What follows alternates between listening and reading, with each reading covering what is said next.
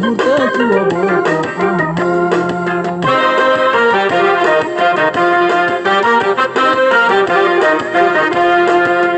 Raafadhu jettu saba keetifatu dhukaasi qawweenke naqanyaan hanaatu naqanyaan hanaatu.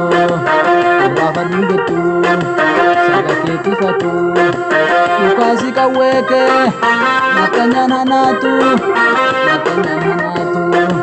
Dhukaasi qawweenke naqanyaan hanaatu naqanyaan hanaatu. Goota koo leenca koo falmi biyya kee yoomiyyuu hin kufuu mul'ataadha kee.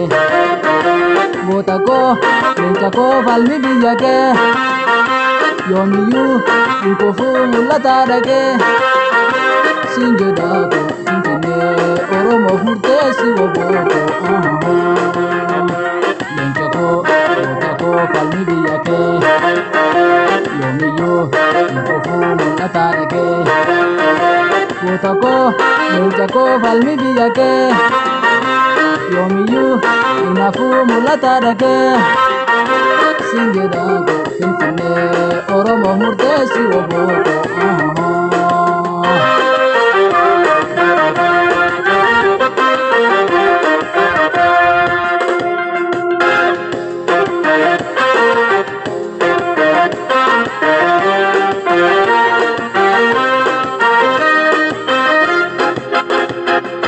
Lammii keef jettee dhaabbattee mirga Oromoo falmattee sabni Oromoo si jaallatee wabooko jedhee siin dhaadatee. Baasuudhaan kee Finfinnee Oromoof murteessi wabooko.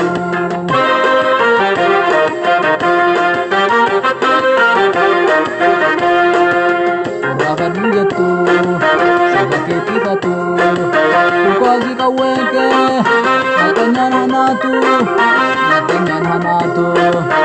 Raafadhu jettu saba keetifatu dhukaasi qawweenke naqanyaan hanaatu naqanyaan hanaatu.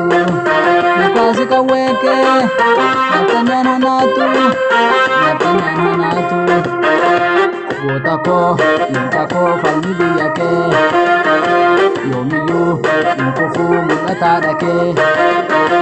Goota koo leenca koo falmi biyya kee yoomiyyuu hin kufuu mul'ataadha kee.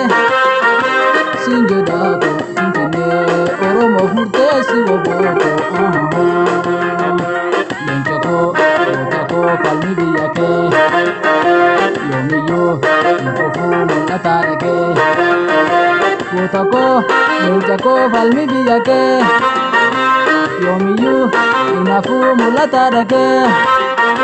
Siin jedhaa koo Finfinnee Oromoof murteessi wabooko.